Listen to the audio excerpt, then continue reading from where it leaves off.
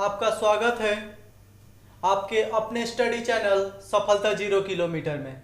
मैं राजीव कुमार तिवारी आज पढ़ाने वाला हूं रीजनिंग का कोडिंग डिकोडिंग टाइप 10। और आज टाइप 10 में आप पढ़ने वाले हैं कि अगर कोई चीज कोई वस्तु या कुछ भी हो सकता है उसका नाम उसके वास्तविक नाम के बजाय कुछ अन्य नाम दे दिया जाता है। अब कुछ अन्य नाम दे दिया जाता है तो उस नाम में क्या कहेंगे। जैसे एक हम उदाहरण देते हैं आपको कि देखिए यहाँ पे भोजन को वृक्ष कहा जा रहा है, भोजन को वृक्ष कहा जा रहा है। तो पूछा जाएगा कि हम खाते किसको हैं। हम तो खाते हैं भोजन को, हम भोजन खाते हैं ना, हम भोजन को खाते हैं। लेकिन इनके अनुसार, इस क्वेश्चन के अनुसार, इस प्रश्न के अनुसार इन्होंने एक स्टेटमेंट दे के रखा है कि जल भोजन को हम वृक्ष कहेंगे। तो अगर मेरे से पूछा जा रहा है कि हम खाएंगे किसको, रियल में तो हम भोजन ही खाते हैं, लेकिन हम इनको बोल देंगे कि हम भोजन खाते हैं तो ये गलती हो जाएगा। इसलिए ये भोजन को वृक्ष कह रहे हैं तो हम खाते हैं वृक्ष को। ऐसे ही ऐसे ही कुछ प्रश्नों का सामना करने वाले हैं आज हम। तो दो प्रश्न बोर्ड पे लिखा हुआ है और इसको समझा देते हैं। उसके बाद जो प्रश्न आपको यहाँ पे डिस्प्ले पे शो करेगा उस प्रश्न को करिएगा। प्रत्येक प्रश्न को करने के लिए 30 सेकंड का समय दिया जाएगा आपको। आप प्रश्न का समाधान करिएगा, उसके बाद आंसर कमेंट बॉक्स में बताइएगा। और चलिए फिर करते हैं। और चैनल पे नए हैं तो अभी सब्सक्राइब मत करिए, कुछ ट्रिक बता दे रहा हूं, उसके बाद सब्सक्राइब करिएगा। और अच्छा लगे तो लाइक शेयर का कमेंट करिए और कमेंट में बताइए आपको कैसा लग रहा है।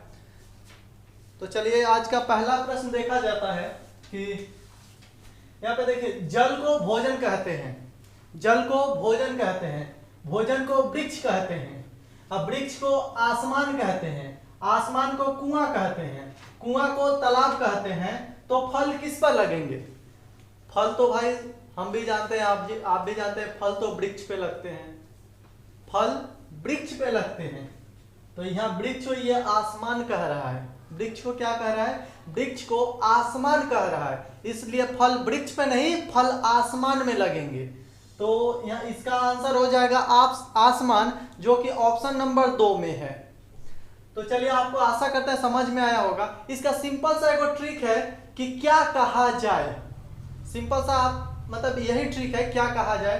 बाकी बात तो और जगह इसको हवा बना के रखा गया है कि समझ में नहीं आएगा, ये नहीं आएगा, वो नहीं आएगा। तो सिंपल सा आप याद रखिएगा क्या कहा जाए, इतना सिर्फ क्या कहा जाए। तो इसी पर बताते हैं फल किस पर लगेंगे। तो फल वृक्ष पे लगेंगे, लेकिन वृक्ष को अब क्या कहा जाए, वृक्ष को क्या कहा जाए। तो वृक्ष को आसमान कहा जाए, क्योंकि इन्होंने भी वृक्ष को आसमान कहा है। तो वृक्ष को आसमान कहा जाए तो इसलिए फल आसमान में लगेंगे।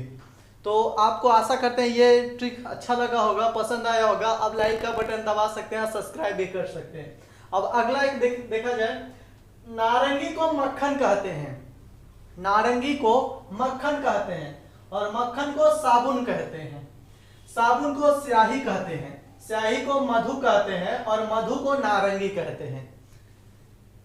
तो कपड़ा धोने के लिए किस चीज का प्रयोग किया जाएगा। आप भी जानते हैं, हम भी जानते हैं कि कपड़ा धोने के लिए सर्फ का प्रयोग किया जाता है, लेकिन यहाँ पे सर्फ है नहीं, तो साबुन का प्रयोग किया जाता है कपड़ा धोने के लिए। तो साबुन को अब क्या कहा जाए, तो साबुन को स्याही कहा जाए। तो साबुन को अगर हम स्याही कहते हैं तो कपड़ा धोने के लिए स्याही का हम प्रयोग करेंगे, जो कि ऑप्शन नंबर 4 में है।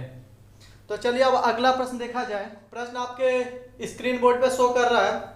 देखिए, यदि पानी को नीला कहा जाए, नीला को लाल कहा जाए, लाल को सफेद कहा जाए, सफेद को आकाश कहा जाए, आकाश को वर्षा कहा जाए, वर्षा को हरा कहा जाए, हरा को हवा कहा जाए और हवा को मेज कहा जाए, तो दूध का रंग क्या होगा। चलिए आप बनाने का कोशिश करिए, आपका समय शुरू हो चुका है, आपको 30 सेकंड दिया जाएगा बनाने के लिए।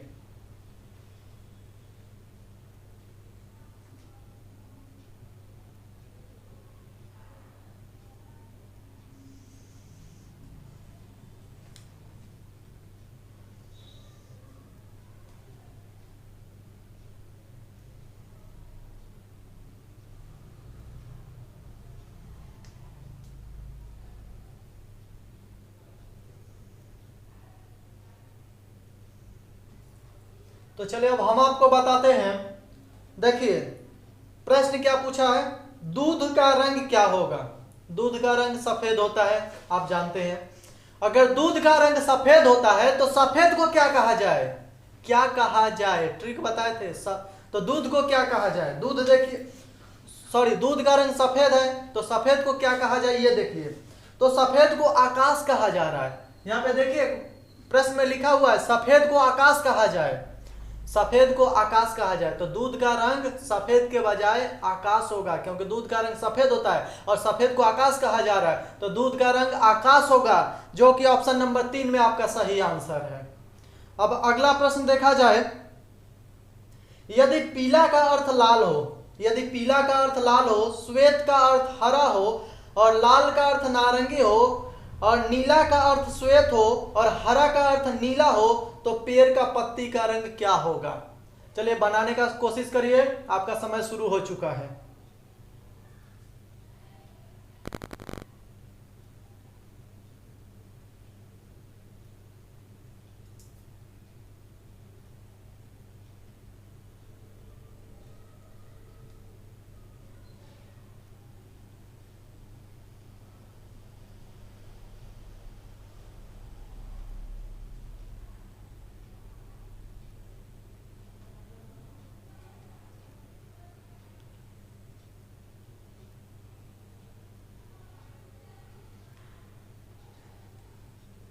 तो चलिए अब हम आपको बताते हैं।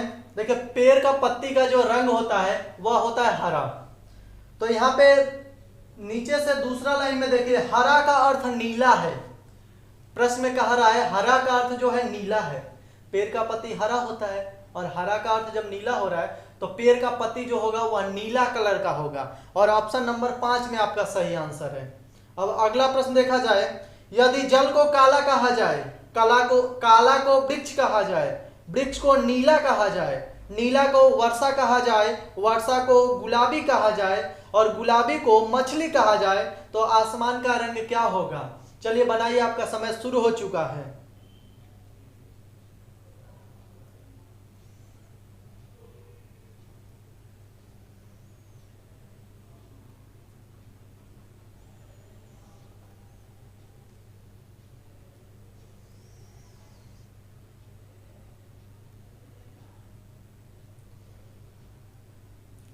तो चलिए अब हम आपको बताते हैं आसमान का रंग कैसा होता है। आसमान का रंग नीला होता है। तो नीला को क्या कहा जा रहा है यहाँ पे, तो नीला को वर्षा कहा जा रहा है। तो आसमान का रंग जो होगा वह वर्षा होगा, जो कि ऑप्शन नंबर आपका 3 में सही आंसर है। अब चलिए अब अगला प्रश्न देखा जाए, यदि चंडीगढ़ को हरियाणा कहा जाए और हरियाणा को राजस्थान कहा जाए, राजस्थान को कानपुर कहा जाए, कानपुर को महाराष्ट्र कहा जाए, महाराष्ट्र को दिल्ली कहा जाए, दिल्ली को आगरा कहा जाए, आगरा को देवघर कहा जाए, तो पंजाब की राजधानी क्या होगी। चलिए बनाने का शुरू करिए।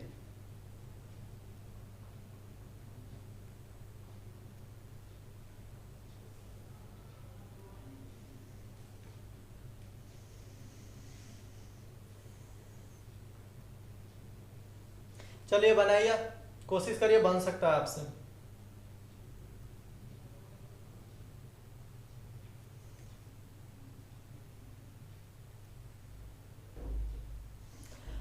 चलिए तो अब हम आपको बताते हैं, आप जानते हैं पंजाब की राजधानी क्या है।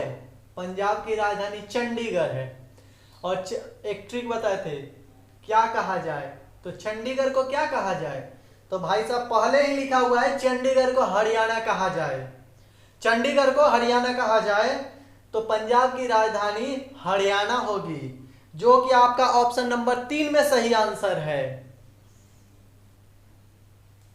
तो चलिए अब एक अगला प्रश्न अब देखा जाए, यदि हवा को जल कहा जाए, जल को आसमान कहा जाए, आसमान को नीला कहा जाए, नीला को वर्षा कहा जाए, वर्षा को धूल कहा जाए और धूल को हरा कहा जाए, तो मछली कहाँ रहेगी।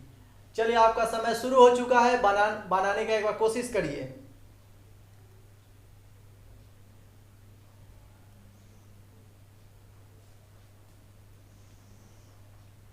चलिए लाइक का बटन दबाते रहिएगा, क्योंकि आपके लिए हम इतना मेहनत करते हैं। देखिए छोटे छोटे प्रश्नों को ट्रिक के माध्यम से बिना पेन और पेपर का हम सॉल्व करवा दे रहे हैं। और जगह जाके प्लेटफॉर्म में देख लीजिएगा, कॉपी पे लिखने की जरूरत पड़ती है, लेकिन यहाँ पे पेन और पेपर का जरूरत भी नहीं है। सिर्फ आप पढ़िएगा और आंसर दीजिएगा। कॉम्पिटिटिव, जो भी कॉम्पिटिटिव एग्जाम में बैठी है वहां पे 100 प्रश्न सॉल्व करने होते हैं और 90 मिनट में। आपका 90 मिनट में मतलब एक प्रश्न सॉल्व करने के लिए मिनिमम 30 सेकंड का 30 सेकंड होना चाहिए। तब धुरंधर की तरह सॉल्व करिएगा, रिजल्ट बनेगा।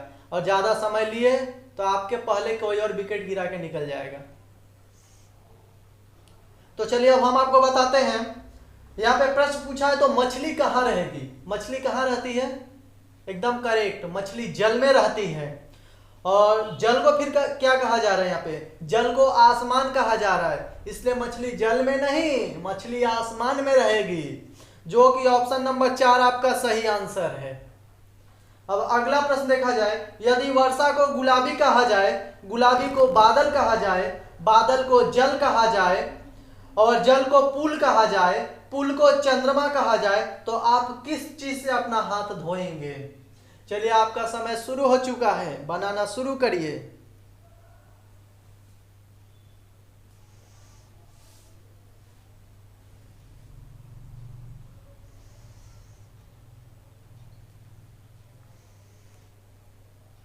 साथ में वीडियो को शेयर करते रहिएगा और दोस्तों तक, ताकि वो भी इस वीडियो का आनंद उठा पाए, इससे कुछ सीख पाए। तो चलिए अब हम आपको बताते हैं, आप हाथ धोने के लिए किसका प्रयोग करते हैं? आप हाथ धोने के लिए पानी का प्रयोग करते हैं, अर्थात जल का प्रयोग करते हैं। लेकिन अब जल को क्या कहा जाए? तो जल को पुल कहा जाए, जल को पुल कहा जाए। पुल मतलब ब्रिज, जल को पुल कहा जाए, तो हम हाथ धोने के लिए पुल का प्रयोग करेंगे, जो कि ऑप्शन नंबर आपका 4 में है सही आंसर। अब अगला प्रश्न देखा जाए, यदि लाल को हरा कहा जाए, हरा को पीला कहा जाए, पीला को नारंगी कहा जाए, नारंगी को गुलाबी कहा जाए, गुलाबी को नीला कहा जाए, नीला को सफेद कहा जाए, सफेद को काला कहा जाए, तो गुलाब के पौधे की पत्ती का रंग क्या होगा? चलिए कोशिश करिए बनाने का। आप पिछला क्वेश्चन ऐसे देख चुके हैं और कोशिश आशा करते हैं आप बनाइएगा जरूर।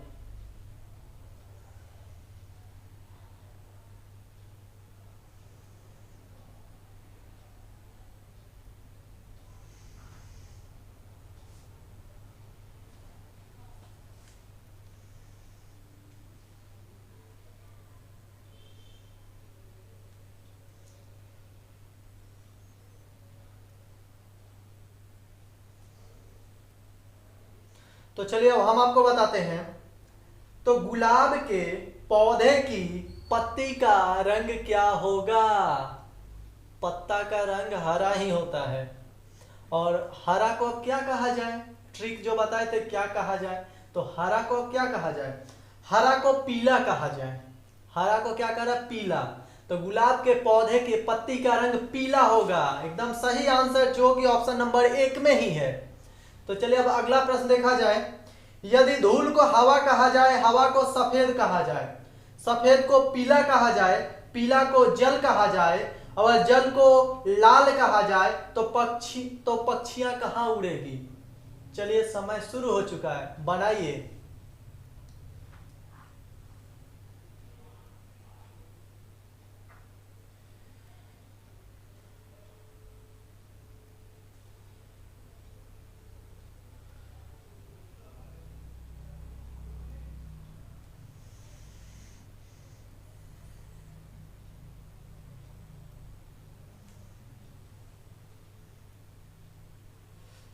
तो चलिए अब हम आपको बताते हैं, पक्षियां आकाश में उड़ती है, लेकिन यहाँ पे तो प्रश्न में कहीं आकाश का जिक्र ही नहीं हुआ है, इसलिए पक्षियां हवा में उड़ेगी। अब हवा में उड़ेगी तो हवा को क्या कहा जाए भाई? हवा को क्या कहा जाए प्रश्न उठता है, क्योंकि इनके स्टेटमेंट के अनुसार मेरे को चलना होगा। हम अपने स्टेटमेंट दे देंगे कि पक्षियां तो आकाश में उड़ती है, पक्षियां तो हवा में उड़ती है, तो नहीं होगा। इसलिए हवा को अब क्या कहा जाए? हवा को सफेद कहा जाए, हवा को सफेद कहा जाए। देखिए हवा को सफेद कहा जाए, इसलिए पक्षियां सफेद में उड़ेगी। और आपका ऑप्शन नंबर 2 में सही आंसर है।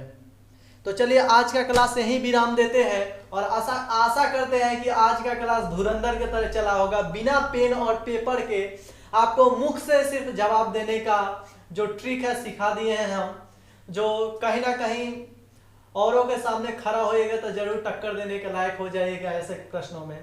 और अगले क्लास में मिलेंगे, तब तक के लिए आज का क्लास यहीं विराम देते हैं। लाइक करिए, शेयर करिए और औरों तक पहुंचाइए और कमेंट में बताइए आज का क्लास कैसा लगा, क्योंकि सब क्लास से इजी आज का क्लास था, इसलिए कमेंट करना एकदम ना भूलिएगा।